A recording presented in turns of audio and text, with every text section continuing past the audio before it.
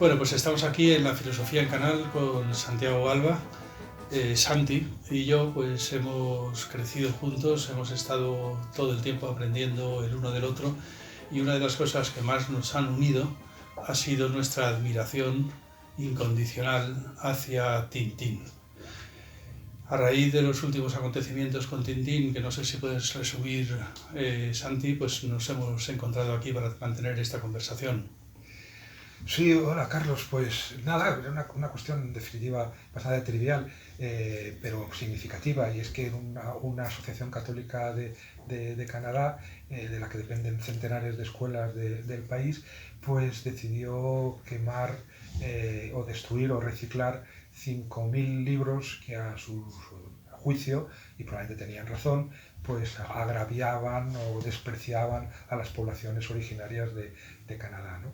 Hicieron un pequeño auto de fe con 30 libros, y entre esos 30 libros estaban, aparte de alguna aventura de Asterix y de Lucky Luke, estaba Tintín en América de Hergé.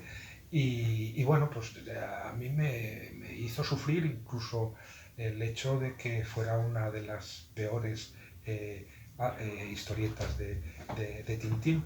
Y me pareció una buena ocasión para que tú y yo, que hemos compartido en efecto esta fascinación por Tintín, que se incorporó a nuestra formación junto con autores que pueden parecer mucho más grandes, pero que a mis ojos son equivalentes, pues no sé, pienso en Kant o en Nietzsche o en Marx, ¿no? Y entonces sí que me gustaría pues que defendiéramos juntos a Tintín, ¿no? Como una de las obras cumbres de la literatura del siglo XX. Yo me atrevería a decirlo así de claro, ¿no? Sí, a mí me empezó a preocupar la cosa cuando la ola, eh, casi de censura hacia Hergé, llegó a este país, llegó a España, e incluso pues algunos círculos cercanos a nosotros de izquierdas pues han empezado a hablar mal de Tintín. Y bueno, pues he de decir que Tintín ha sido tan importante en mi vida. Bueno, para empezar, comenzaré sentando que probablemente Tintín en el Tíbet sea el libro que más veces he leído en toda mi vida, pero no, además con mucha diferencia. Quiero decir, Tintín en el Tíbet la habré leído quizás 1500 veces como poco. Se me ocurre pensar que 1500 veces quizás sea poco. Y los otros libros de Tintín, pues exactamente igual. O sea, los leía prácticamente todas las noches Yo en también, mi infancia y todas. las leí todas las noches en mi adolescencia. Y el asunto es que después he seguido leyéndolas. Leyendo las aventuras de Tintín para mis hijos, a los que les he leído todos los libros de Tintín. Y bueno, a veces me descubro leyendo a Tintín yo solo y nunca jamás he llegado a cansarme. No me he cansado de Tintín como no me puedo cansar jamás de ver, pues no sé, un cuadro de Van Gogh o de ver el Guernica de Picasso. No, totalmente. Además, eh, yo no me canso de leer Tintín, pero desde luego no he vuelto a leer, y creo porque no me apetece, no he vuelto a leer Tintín en el Congo, ni Tintín en el país de los soviets, Nunca ni jamás, Tintín no, en América, no porque es leí una verdad, vez Tintín en el porque son Congo. una mierda, pero yo diría que no son una mierda porque son racistas, son más bien al revés, son racistas porque son una mierda, ¿eh? Exactamente, Y que lo que exactamente. mejor neutraliza toda obra mala es una obra buena.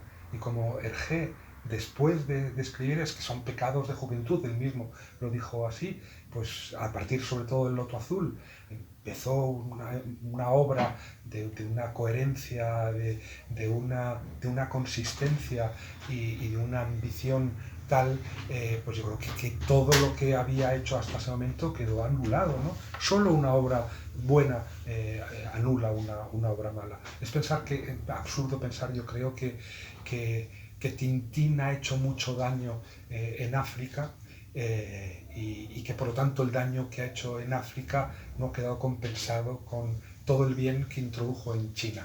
Diría más bien todo lo contrario, todo el mal que pudo hacer en África quedó anulado enteramente por todas esas aventuras que a partir del Loto Azul lo convierten en otra cosa, con independencia además de lo que él pensara sobre el mundo, ¿no? Porque esto creo que también hemos estado siempre de acuerdo, que una obra de arte, de cualquier tipo, introduce siempre o recoge muchas más cosas de las que su autor tiene en la cabeza. Sí. Sí, decías en uno de tus últimos artículos que además la literatura no está concebida para luchar contra el mal en el mundo, sino para luchar contra la mala literatura. Y efectivamente lo que ocurre es uno de los grandes misterios de Hergé. No sé si nos da tiempo a hablar hoy de eso. No se sabe muy bien qué metamorfosis sufrió entre Tintín en América, Los cigarros del faraón y El loto azul. Ahí ocurrió algo muy importante que no se sabe qué. Bueno, entre otras cosas que conoció a Chan. Que conoció a Chan, un chino, efectivamente, conoció a un chino que le hizo comprender que sus cómics iban por mal camino, pegó un giro de 180 grados y se convirtió en un genio. Una persona que había hecho unos cómics efectivamente verdaderamente malos, como eran Tintín en el Congo y Tintín en América. En Los cigarros del faraón ya hay unos destellos de genialidad, sí, sin duda alguna, y hay una atmósfera impresionante que en Tintín, que en el loto azul, en Tintín en China, podríamos decir, pues cobra una relevancia impresionante. Nadie ha sabido generar una atmósfera tan auténtica, tan real, como ha conseguido Hergé. Eso es fundamental, y yo no sé, hay algo siempre, una misteriosa raíz común, algo muy enigmático, pero o sea, yo tampoco diría es que de pronto empezó a ser un artista genial porque conoció a Chan y dejó de ser racista. Pero tampoco podría decir al contrario, dejó de ser racista porque se convirtió en un artista genial, sino que hay ahí como un entreveramiento de las dos cosas, ¿no? Yo creo que, como tú dices, en Los cigarros del faraón ya empieza a dibujar mejor, a generar atmósferas, a crear personajes, y yo diría que las dos cosas ocurren al mismo tiempo, ¿no? A medida que va siendo mejor artista, va teniendo una mirada sobre el mundo mucho más abierta y menos racista, y a medida obviamente que el mundo interviene en su vida, también eso se trasvasa a su obra y a su propio dibujo. Claro, el asunto está en que nosotros partimos del hecho de que Tintín es arte, que es una verdadera obra de arte a la altura de las grandes obras de arte del siglo XX. Y bueno, yo siempre diría que no es pertinente criticar ideológicamente una obra de arte. Y además es por una cuestión, diría yo, casi de definición. El arte es lo único que nos puede librar de la ideología. Y además reconocemos que una obra de arte es una obra de arte cuando precisamente nos descubrimos libres de todos nuestros prejuicios ideológicos. En este sentido, tú lo decías en alguno de tus últimos artículos, se podría plantear que el arte nos hace partícipes de una realidad que es más real que la realidad, porque la realidad, en realidad, para nosotros siempre está filtrada por todos nuestros prejuicios ideológicos. De alguna manera siempre estamos en la caverna de Platón. Y entonces vivimos la realidad a través de nuestros lentes ideológicos, de nuestros prejuicios, de nuestros mitos, de nuestros condicionamientos culturales. Y precisamente lo que ocurre con una obra de arte es que de pronto te ves desnudo de todo eso, te ves desnudo incluso de tu condición de macho, de tu condición de mujer, de tu condición de español, de tu condición de andaluz o de gallego, de tu condición de europeo, y de pronto te encuentras frente a la realidad al margen de todas estas cosas que te definen. Y entonces, siendo el arte, podríamos decir, la única vía que tenemos para acceder a la realidad en directo, pues claro, criticar con prejuicios ideológicos una obra de arte es sencillamente una contradicción en los términos. Una contradicción total. Y además, bueno, porque es verdad que hay filtraciones entre el mundo y la obra de arte, ¿no? Porque después de todo las hace un cuerpo, que vive en una familia, hay filtraciones. Pero claro, eso aún hace más necesario el hecho de que nos reservemos siempre un lugar, que vamos a llamar arte, vamos a llamar ficción, donde corremos riesgos. Yo no quiero correr riesgos en la calle, ni que mis hijas corran riesgo cuando salen de noche a tomarse una copa, ni quiero correr riesgos en la carretera. Bueno, pues todo eso pertenece al mundo que hay que cambiar, que hay que transformar, que hay que mejorar. Pero la condición al mismo tiempo de que sea posible mirar bien ese mundo es reservarnos otro de ficción en el que es fundamental aceptar que estamos corriendo riesgos. Entonces, no podemos despiojar una obra de arte, no podemos descontaminar una obra de arte a condición de que lo sea. Y entonces pensar que podemos intervenir en el mundo desde una obra de arte despiojada, es decir, renunciando a su ideológicamente correcta. Ideológicamente correcta, es renunciar a aquello que de alguna manera mantiene en pie la posibilidad misma de intervenir en el mundo. Si no distinguimos entre realidad y ficción y pensamos que al final la ficción es tan decisiva sobre lo real que hay que tener mucho cuidado con lo que pintamos, lo que cantamos o lo que decimos, pues al final el riesgo es que el mundo se cierre sobre sí mismo en forma de clausura dictatorial, autoritaria y puritana. Y a mí eso me da muchísimo miedo. Y solo mirar, o sea, piensa en Tintín, Carlos, porque hemos hablado montones de veces de esto y de algunas en concreto, ¿no? O sea, ya en términos de generación de atmósfera, yo creo que se puede decir que es un arte porque genera atmósfera, construye narraciones muy vibrantes y al mismo tiempo construye también personajes. Pero de las atmósferas... Crea personajes que son mucho más importantes que el autor. Muchísimo más. Y muchas veces mucho más inteligentes que el autor, como ocurre con Iván Karamazov con respecto a Dostoyevsky. Lo dijo el propio Dostoyevsky, tú mismo lo recordabas hace poco. Que claro. Dijo Dostoyevsky en una ocasión es que Iván Karamazov es más listo que yo. Claro, y por lo tanto no tengo argumentos contra él. Yo tengo argumentos contra él, claro. Sí, pues es eso, ¿no? Y claro, no se piensa, por ejemplo, dos cosas que te iba a sugerir, porque hay una que yo sé que a ti por razones más biográficas, aquí que somos diferentes. Los mares que dibuja Hergé, el mar, no sé, ¿recuerdas cuando en Stock de Coque están en una balsa en el mar esas olas increíbles que sumergen enteramente al lector? A mí pocos mares me han inquietado más que los mares de Tintín, ¿no? Donde ves ahí todo lo flotante. Ocurre como en la poesía. Sabemos lo que es el mar gracias a los poetas. Exacto. Porque cuando miramos el mar sin la ayuda del arte, sin la ayuda de los poetas, ocurre que, bueno, pues el mar es siempre un instrumento vital para seguir sobreviviendo, para seguir arrastrando nuestra vida, nuestra rutina diaria. Y sin embargo, cuando de pronto lo contemplamos en una obra de arte, claro, tú ves el mar en un cuadro de Sorolla y es el mar, porque es el mar independientemente de ti. Bueno, pues con eso ocurre con todos los cómics de Tintín, con todos, te lleve a donde lleve, te lleve al Tíbet, te lleve a Escocia, la nieve. El mar y la nieve. La nieve de Tintín en el Tíbet.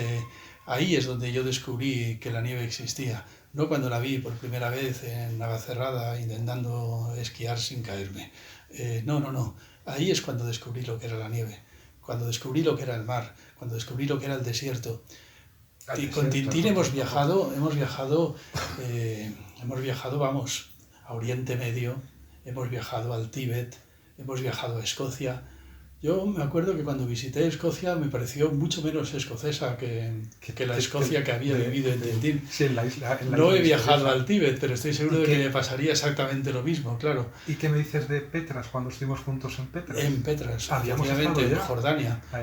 Sí, habíamos estado ya en Petras porque en efecto es en Stock de Coque, justamente cuando Tintín y el capitán Haddock visitan Petra.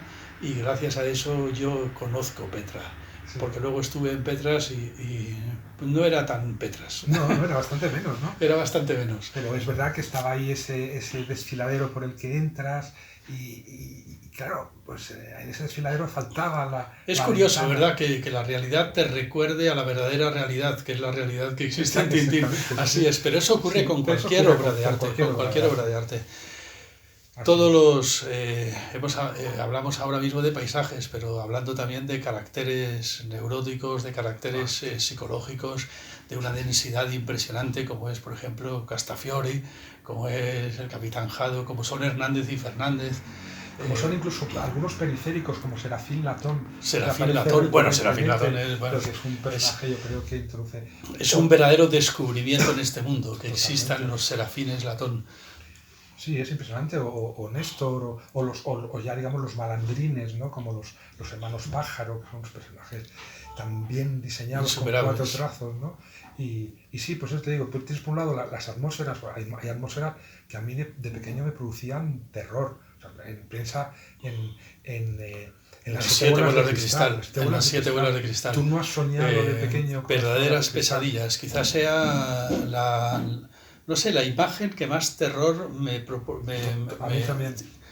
La de la momia. La momia que entra por la ventana rompiendo una bola de cristal es quizás lo que más terror me ha producido en mi infancia. Totalmente. Y el terror es muy importante. Y luego, lo que se conocía a través de esa momia, todo el mundo indígena latinoamericano, ¿alguna vez ha sido mejor retratado que en el Templo del Sol de Tintín? Yo diría que no, y fíjate, es curioso que... Fíjate que yo hice una investigación sobre los indígenas latinoamericanos en Chiapas durante año y pico. Sí.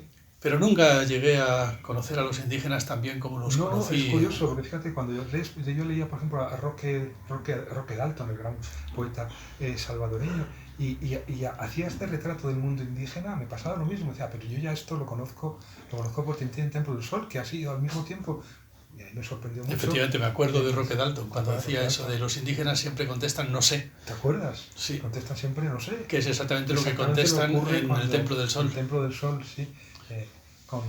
Para desesperación del capitán Haddock, todos los indígenas le dicen no sé. Exactamente. No sé.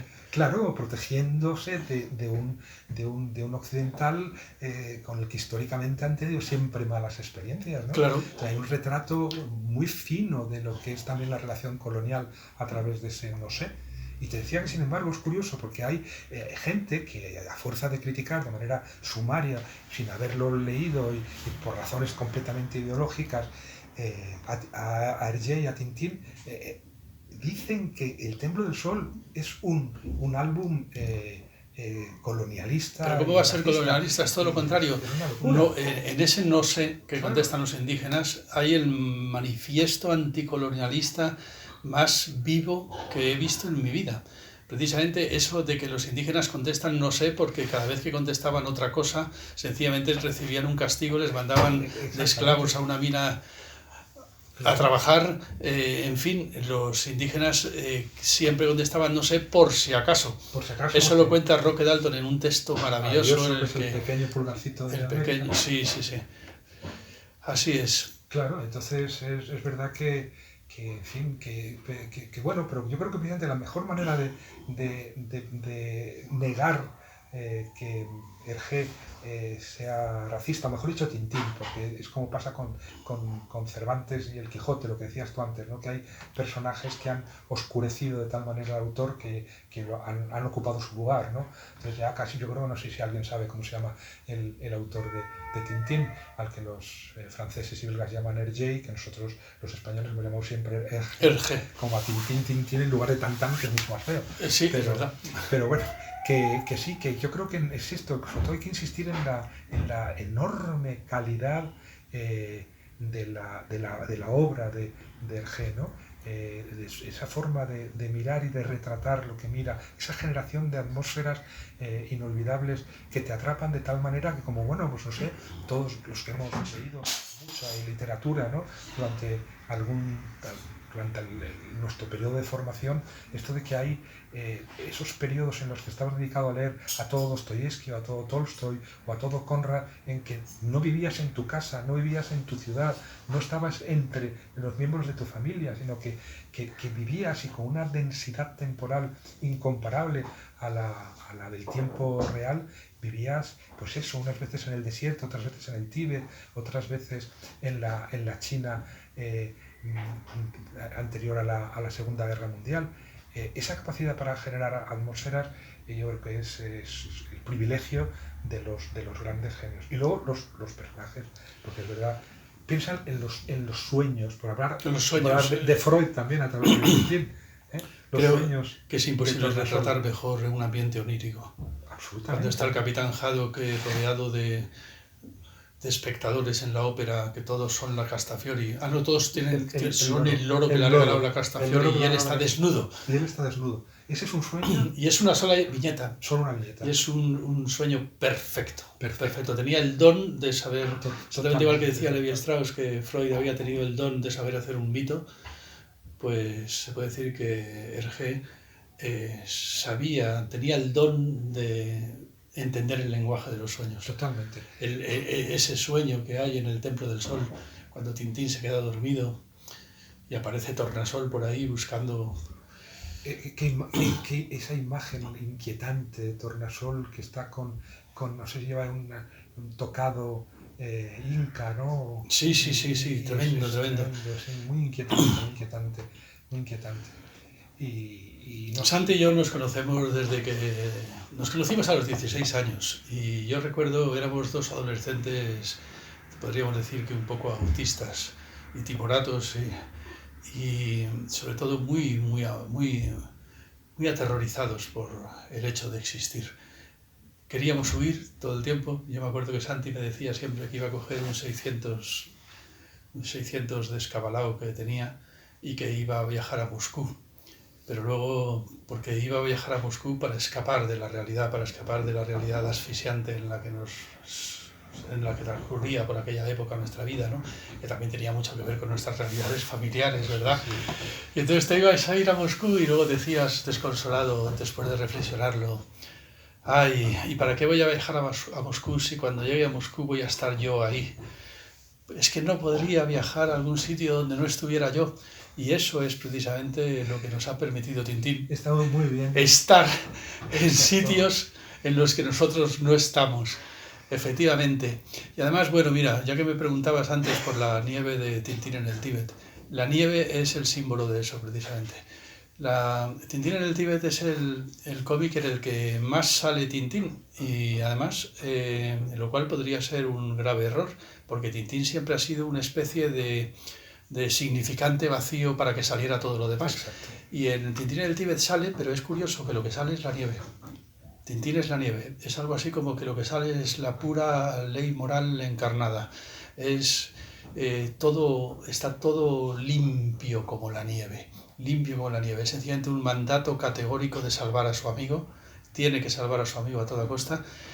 Y esta limpieza, ¿quién podría haberla representado mejor, la limpieza con la que nos habla la ley moral, con la que nos habla el imperativo categórico, aparte de Kant en la crítica de la razón práctica? ¿Quién podría haberla representado mejor que como queda representada en Tintín en el Tíbet? Sí, no, totalmente de acuerdo. Es estremecedor.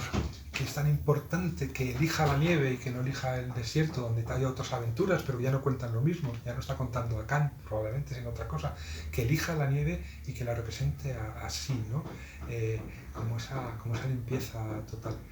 O bueno, otras aventuras que para mí que son de una maestría narrativa sin parangón. Yo siempre comparo las joyas de la Castafiore con las reglas del juego de Renoir, ¿no? Sí. Pues ocurre en un espacio enteramente cerrado y está todo el rato generando falsos suspenses y falsas intrigas que se resuelven en nada. Todo el tiempo está a punto de pasar algo y además genera esa ilusión de suspense y de intriga a través de, por un lado, relaciones psicológicas cruzadas. Fíjate, la de Irma, la criada de la Castafiore con la Castafiore. Tienes el experimento de televisión que está haciendo Tornasol, que aparece por allí también, que es buenísimo. ¿Te acuerdas que hay un escalón roto? Sí, hay un escalón roto que es el motivo. Y se rompe una pierna y acaba como prisionero. Sí. Y entonces está todo el rato... Bueno, es que es un dispositivo de relojería perfecto. Perfecto, es un dispositivo narrativo. Desde ese punto de vista es, desde luego, el mejor cómic de Tintín. Y no pasa absolutamente nada. Nunca nada. Hay unos gitanos a los que se acusa falsamente, y fíjate otra vez, ¿no? Aquí también el rescate del pueblo gitano en ese libro, ¿no? Introduce ahí todos se aprovecha de los prejuicios contra los gitanos del lector para generar otra falsa intriga que luego desmonta haciendo que todos los gitanos entren en Moulinsart, ¿te acuerdas? Porque haber sospechado de ellos ha sido un agravio. Entonces genera toda una serie de intrigas cruzadas en un espacio cerrado, un poco asfixiante, con una atmósfera muy inquietante, y al final se resuelve en nada. O sea, narrativamente sin duda es el mejor. Es el mejor, sí. Por Una de las cosas que yo destacaría en Tintín también es la autonomía de los personajes. Son hasta tal punto autónomos con respecto a su autor. Eso lo dijo Hergé en una ocasión, le preguntaban, ¿no sabíamos que el capitán Alcázar estuviera casado? Y dice, yo tampoco lo sabía, no había todavía presentado a su mujer, dijo Hergé. Otra cosa magnífica que contaba Hergé era que cuando lo llevaron al cine, que fue un enorme fracaso, una niña escribió a Hergé diciéndole, no me gusta la voz del capitán Haddock, no es la que tiene en los cómics. Exacto. No es maravilloso la que tienen los cómics, y en los cómics no tiene ninguna voz. Y sin embargo todos sabemos cuál era la voz del capitán Haddock. Todos tenemos la voz del capitán Haddock dentro. Y naturalmente pues eso. Y los personajes hacen cosas que son independientes del autor. Por ejemplo, no sé, ¿cuándo aparece el capitán Haddock con el jersey al revés? Que se pone el jersey al revés. Es verdad, no me acuerdo. Sí, aparece en Stock de Coque cuando efectivamente se cae al agua, y cuando se pone el jersey se lo pone al revés. Y eso pasa desapercibido para la mayor parte de los lectores. Es como si hubiera pasado desapercibido incluso para su autor. El capitán Haddock se puso el jersey al revés, a espaldas. Él decidió ponérselo al revés, o se equivocó él, independientemente de que a Hergé le pareciera bien o mal. Totalmente. Vamos. Así es siempre con Tintín. Y este es el homenaje que queríamos hacer a Tintín.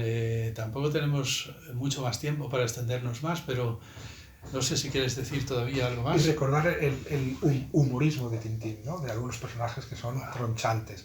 Desde luego Tornasol, que también puede ser muy inquietante. Es inquietante y tronchante. Carreidas en vuelo 714 hacia Sydney. Impresionante personaje.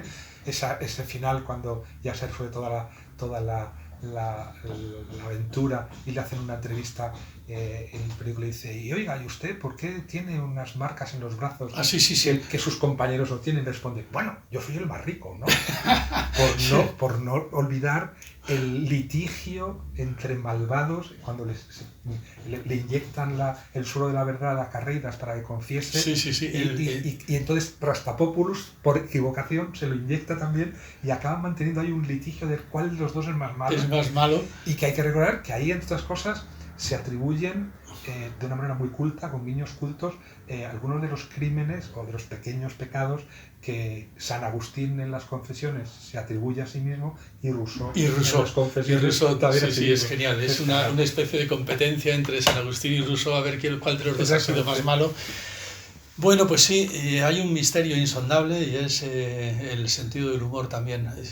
¿Cómo es posible haber leído 1500 veces Tintín en el Tíbet y seguir tronchándote de risa cada vez que lo vuelves a leer, cuando el Yeti, por ejemplo, le roba el whisky al capitán Haddock? Que es una de las mejores escenas cuando tiene que explicarle al lama. Y le llama Gran Bazar. Gran Bazar, gran cosa turco. Gran cosa turco, Gran Bazar. Sí. Mi grumetillo. Es impresionante. Sí, es inagotable, como ocurre con todas las obras maestras. Y a mí me ocurre lo mismo que a ti, o sea que yo los he leído pues 1500 veces cada uno, todas las noches durante años, pero los sigo leyendo. Yo también. Es como una especie de terapia mental. Esto de poder de pronto habitar el mundo sin necesidad de cargar contigo mismo. Exactamente. Dejándote a ti mismo fuera. Eso se puede lograr con algunas drogas, me han dicho, con la ayahuasca y no sé, que hay algunas drogas que me han dicho que utilizan los indígenas que sirven para ver el mundo independientemente de ti. Bueno, yo diría que con dos cosas. Una, la que te has ocupado más tú en un libro reciente, una es el amor y la otra es el arte. Yo soy muy poco aficionado a las drogas, ¿no? Pero creo que el amor y el arte sí son dos experiencias en las cuales de pronto tú vives cosas dejándote a ti a un lado. Exacto. Y si no, no es amor, y si no, no es arte. Sí, efectivamente. Entonces, es que es la definición misma de lo que es el amor o de lo que es el arte. Si no es amor, es toxicidad, y si no es arte, será racismo. Pero es todo lo contrario de la mirada ideológica que consiste todo el tiempo en metabolizar el mundo, mirando en el mundo solamente aquello que responde a tu medida, ¿no? Que te conviertes tú en la medida del mundo. Al contrario de que el mundo te imponga sus propias medidas independientemente de quién seas tú. Esa liberación de ti mismo eso solamente ocurre, como digo, pues quizás en la locura, quizás con algunas drogas, o con el amor, o con el arte.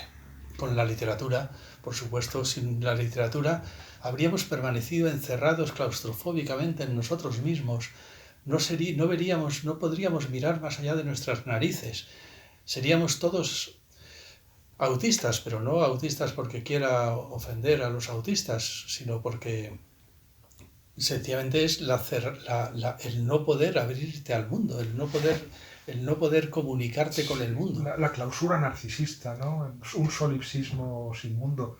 Claro, es verdad, porque no estamos en el mundo hasta que ponemos el pie en otro cuerpo, en un poema, en un cuadro. Entonces sí empezamos a estar en el mundo. Y por eso es importante,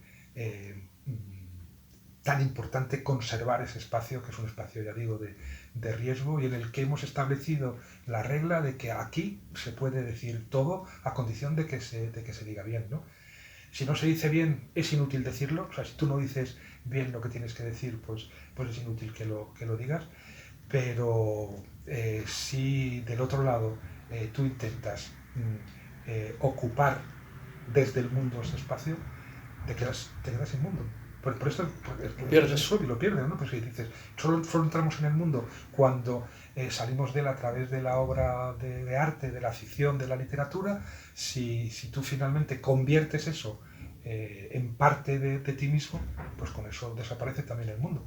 Así que hay que conservarlo a ultranza, y desde luego en el caso de Tintín yo no aconsejaría, sino que casi obligaría a que todos aquellos que han visto algo ideológicamente equivocado en Tintín sencillamente lo lean, porque estoy seguro de que enseguida van a verse desbordados por algo que no está en la cabeza del G la mayor parte de las veces, sino que ese verdadero mundo a través del cual podemos conocer la realidad.